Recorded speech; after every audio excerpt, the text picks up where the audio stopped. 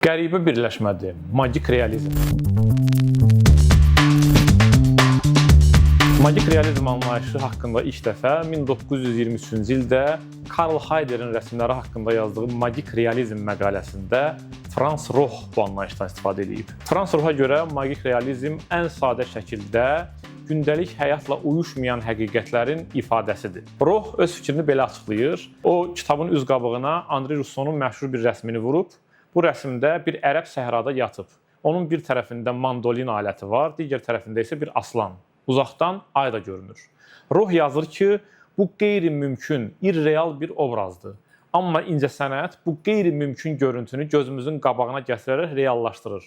Buna görə də bu magik realizmdir. Magik realizm anlayışını ədəbiyyata ilk dəfə tətbiq edən İtalyan yazıcısı və tənqidçisi Massimo Bontempelli hesab olunur. Massimoya görə ədəbiyyat reallığın iki mərhələsinin, real dünya və xəyali dünya birləşməsi ilə yeni bir atmosfer yaratmaq gücünə sahibdir. Magik realizmi təyin eləmək elə də asan məsələ deyil. Bunun səbəbi hər bir yazıçının magik realizmi öz cəmiyyətinin adət-ənənələri çərçivəsində, öz dünya görüşünün çərçivəsində başa düşüb ifadə eləməsidir. Magik realizmin ümumi gözə çarpan bəzi özəllikləri var ki, onlara baxmaqda fayda var. Bu özəllikləri biz şərti olaraq 7 bənddə ümumiləşdirə bilərik. Bu bəndlərdən birincisi metafizikaya inamdır.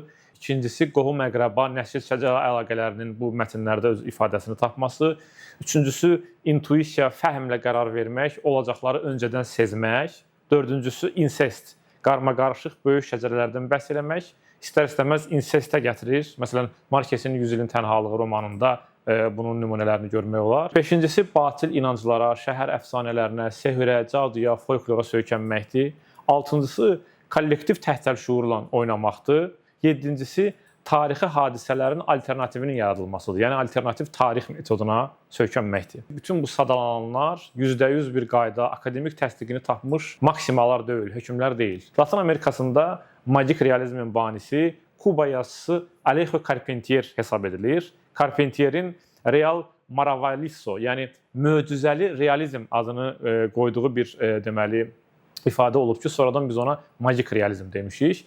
Onun Dünya Krallığı və yaxud Dünya Səltənəti adlı məşhur romanında tarixdən, ənənədən bəslənən, kollektiv inanca möhkəm bağlı olan, kökünü Latin Amerika mifologiyasından alan bir təhkiyə, bir narrativ hakimdir. Carpentierə görə magik realizm üçün əsas olan inancın olmasıdır. Carpentier sürrealistləri tənqid edib yazır ki, onlar qeyri-adini reallıqda axtarmırlar. Sadəcə qəribəlik hissi yaratmaq üçün istifadə edirlər. Magik realizmlə fantastik əsərlərin arasındakı fərq təhkiyyəçinin və personajların magik elementləri qavramaq, onlara reaksiya vermək formalarıdır. Fantastikadan fərqli olaraq magik realizmdə məntiqi paradoks yoxdur. Çünki fantastika əsasən iki bir-birinə zidd kodun bir yerdə olmasından yaranır. Amma magik realizm üçün bu adidir, normaldır. Fantastik əsərlərdə yazısı yazdıqlarının fantastik olduğunu əsər boyu oxucuya sezdirir. Magik realizm isə təhkiyyəçi üçün bu qeyri-adi hadisələri qəbul edən, bunları həyatın tərkib hissəsi kimi təklif edən bir mövqedə olur. Yəni magik realistlər deyirlər ki, burada fantastik heç nə yoxdur. Bu adi həyat hadisəsidir.